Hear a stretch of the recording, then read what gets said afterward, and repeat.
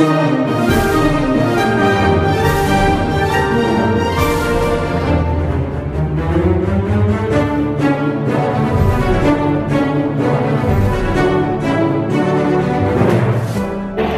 sejahtera Allah yang melampaui akal dan hati, itulah yang memberkati saudara-saudari sekalian di dalam Kristus Yesus Tuhan kita.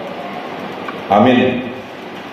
Bapak Ibu Saudara yang dikasihi oleh Tuhan, pada minggu ke-12 setelah Trinitatis ini, khotbah bagi kita tertulis pada kitab 2 Samuel 7 ayat 25 sampai ayat 29. Kita baca secara bergantian atau responsoria.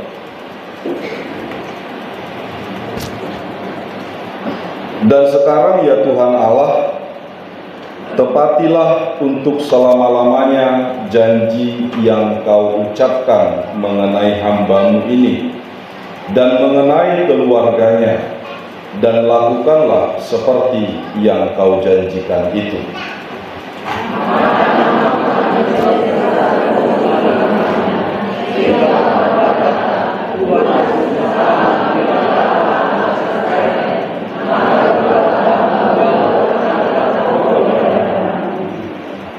Sebab Engkau Tuhan semesta alam, Allah Israel, telah menyatakan kepada hamba-Mu ini demikian: Aku akan membangun keturunan bagimu. Itulah sebabnya hamba-Mu ini telah memberanikan diri untuk memanjatkan doa ini kepadamu.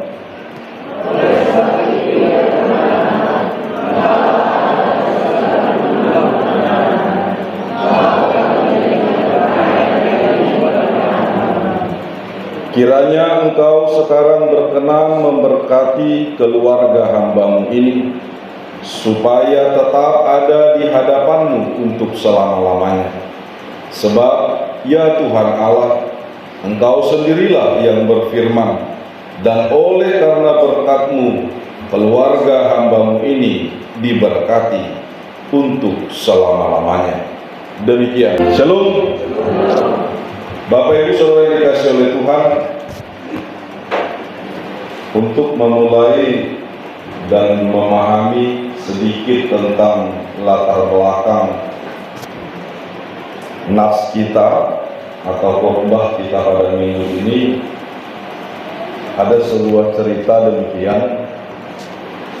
Ada seorang yang kaya dan kekayaannya luar biasa besar,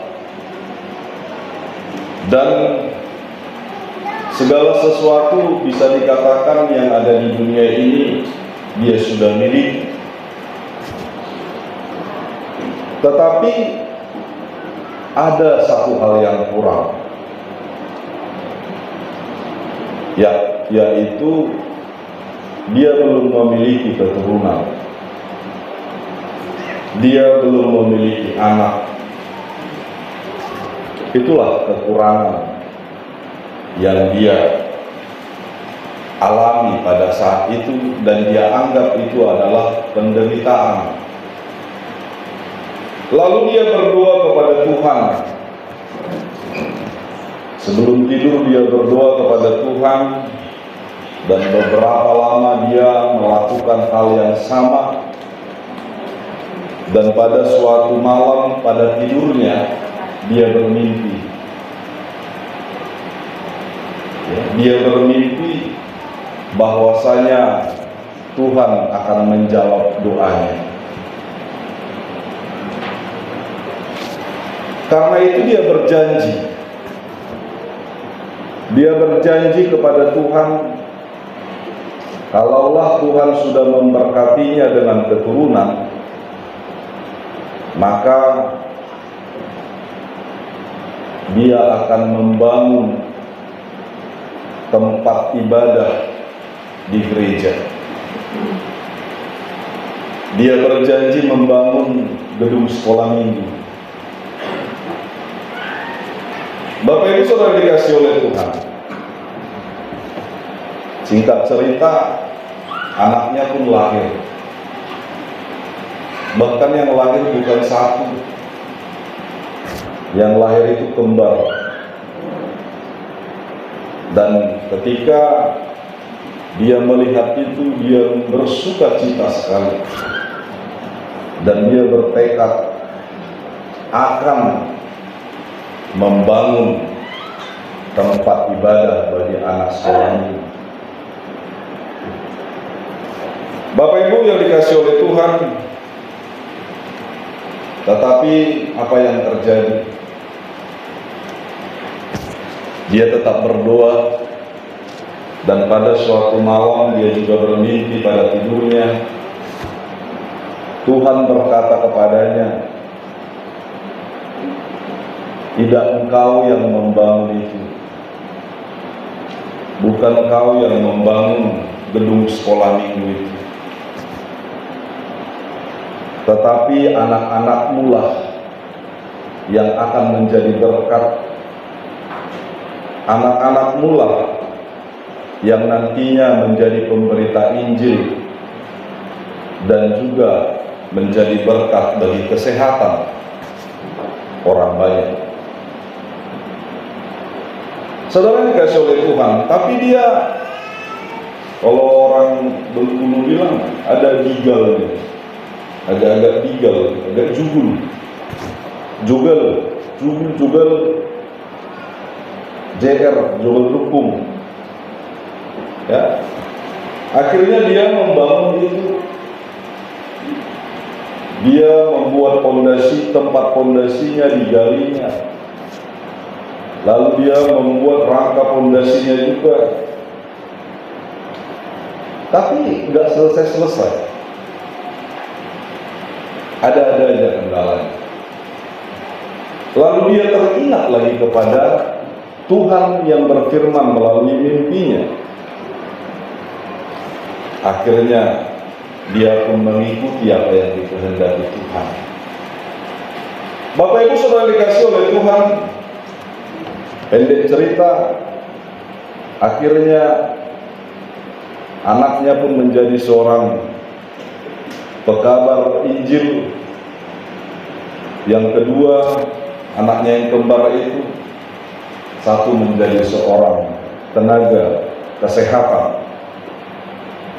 Dan kedua anaknya melakukan banyak hal yang baik.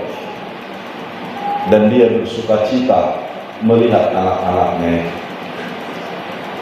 Demikianlah gambaran Raja Daud yang menyampaikan doanya ini kepada Tuhan. Daud setelah selesai membangun istana kerajaan Israel sebagai tempat kediaman raja, dia melihat tabut perjanjian Tuhan tidak ada tempatnya. Dia berencana untuk membangun bait suci Tuhan. Bisa kita lihat mulai dari ayat pertama ya. Tetapi apa jawaban Tuhan pada ayat kelima ya? Kepada Daud dikatakan melalui Natan, beginilah firman Tuhan, masakan engkau yang mendirikan rumah bagiku untuk kudiami? Itu disampaikan kepada Daud. Bapak Ibu saudara dikasih oleh Tuhan, apa yang bisa kita ambil maknanya dari sini? Banyak orang berencana melakukan yang baik, tetapi apakah itu kehendak Tuhan? Sama halnya dengan seorang yang memiliki anak kembar dua tadi, yang berjanji akan membangun gedung sekolah minggu. Ya, kalau orang Batak bilang, haci inna tangan mulak mangiyu, ukacitan tangan mulak mangaleho. Bahasa Indonesianya mungkin bisa dikatakan demikian.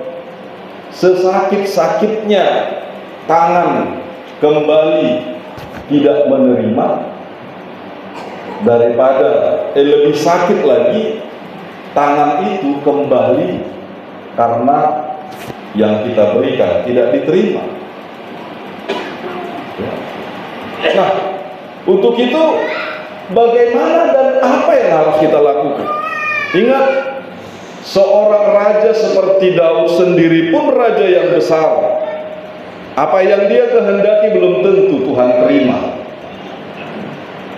belum tentu Tuhan aminkan.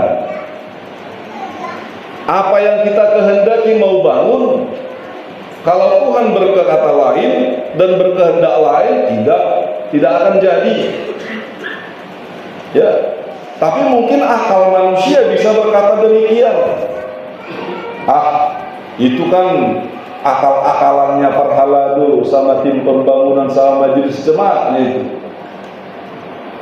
Itulah terlalu maju, terlalu buru-buru. Ya, akhirnya habis nafas katanya. Enggak, Bapak Ibu. Semua apa yang baik lakukanlah. Kalaupun akhirnya enggak sampai, itu lebih baik daripada kita tidak melakukan apa-apa. Shalom. Ya, semua yang baik lakukanlah. Tapi ingat, apakah itu kehendak Tuhan? Kehendak Tuhan atau ketidakmampuan Daud? Kalau bisa kita lihat di sini, ternyata bukan kehendak Tuhan.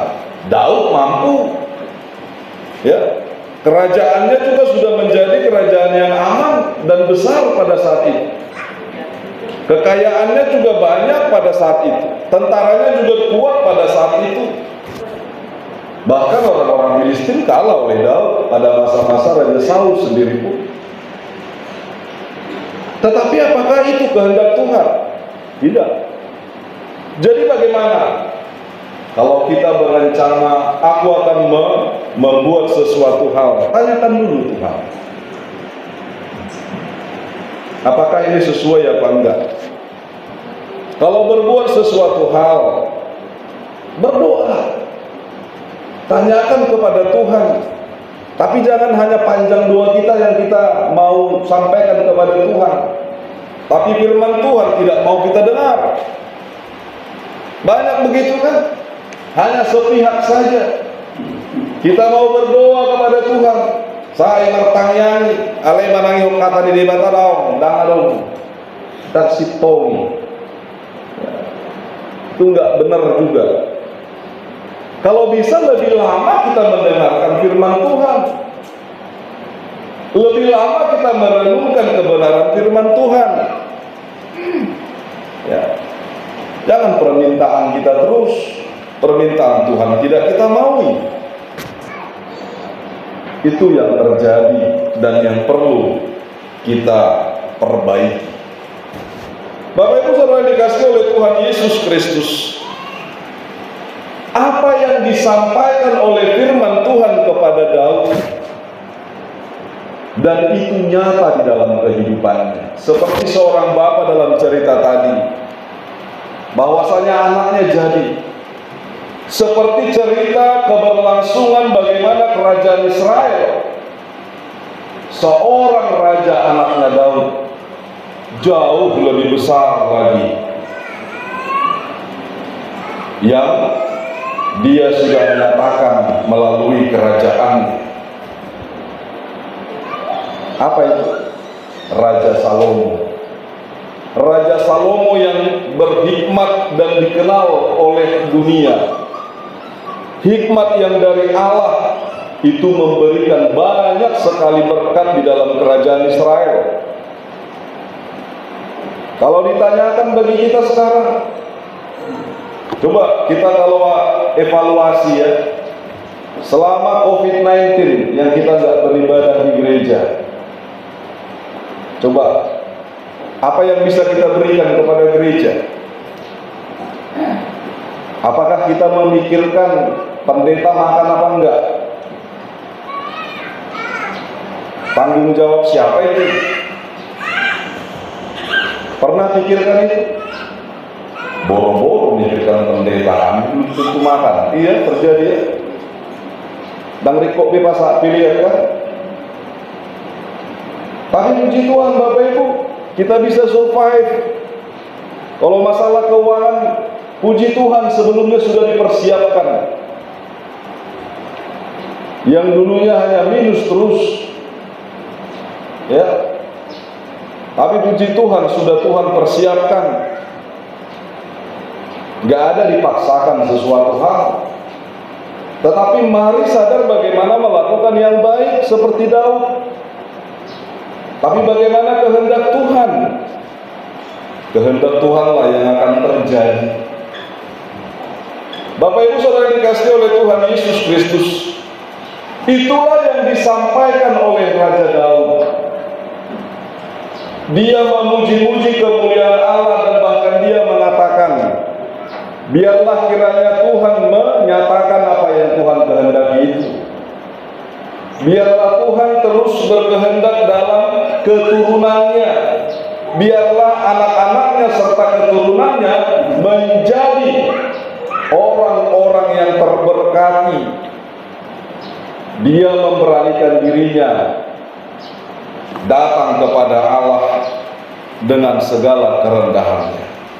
Untuk itu, kiranya apa yang berkenan kepada Tuhan, itulah yang kita lakukan, agar kiranya keluarga kita dan seluruh keturunan kita juga terberkati. Seperti Daud, Yesus sendiri pun disebut sebagai anak Daud. Juru selamat itu pun disebut sebagai anak Daud. Sebagaimana tema kita pada minggu ini, pengakuan atas janji keselamatan melalui Mesias. Tuhan sudah mempersiapkan itu. Tuhan sudah menjanjikan itu. Bersyukurlah, berterima kasihlah, lakukanlah yang baik, lakukanlah kasih. Sebab janji Tuhan itu pasti, bukan seperti janji dunia ini. Nah, untuk itu ke depannya Bapak Ibu, 2024 kita akan memilih. Kalau memilih, nantinya jangan lihat yang bikin janji-janji. Jangan lihat yang memberikan janji-janji. Biasanya semakin banyak janji, semakin banyak yang diingkari. Ya, tapi lihatlah orang yang sudah berkarya. Lihatlah orang yang sudah berkarya. Lihatlah orang yang sudah melakukan yang baik. Itu dulu. Ya. Jadi tolak ukurnya jangan dulu kekayaannya, jangan dulu harta dan jabatannya, enggak. Tapi selama hidup dia baik enggak? Itu ukurannya. Agar kita pun yang memilih, kita akan bersuka cita. Ya. Sebab kita memilih untuk kita. Kita memilih untuk semua. Artinya kalau yang kita pilih pun nanti menang, tapi tidak bisa melakukan yang baik, tidak ada pengaruhnya, yang malu kita juga. Ya, Tuhan tidak menginginkan yang demikian. Tuhan menginginkan bahwasanya semakin lama, bahwasanya namanya itu semakin dimuliakan. Bahwasanya setiap keluarga yang dia kasihi itu, termasuk keluarga Raja Daud, Salomo, ya, dia menginginkan semuanya diberkati dan menjadi berkat. Tuhan memilih Daud. Sekarang bagaimana melalui kita? Ada kata yang disebut Vox Populi, Vox Dei, ya. Suara rakyat adalah suara Tuhan. Suara manusia adalah suara Tuhan dalam dunia demokrasi. Ya. Bagaimana kita memilih atas pengertian Tuhan itu? Kenapa Tuhan dipilih Daud? Karena Daud orang yang setia. Karena Daud orang yang bertanggung jawab. karena Daud bekerja keras, karena Daud tidak menginginkan dirinya di atas. Bahkan saudara-saudaranya sudah berkumpul, dia masih saja menggembalakan domba-domba ayahnya. Pilihlah yang seperti itu, sebab yang seperti Daudlah pilihan Tuhan. Kiranya kita juga mau menjadi pilihan Tuhan, menjadi umat yang dikasihinya. Tiru, ikuti teladan Daud, maka kita menjadi berkat. Tuhan memberkati.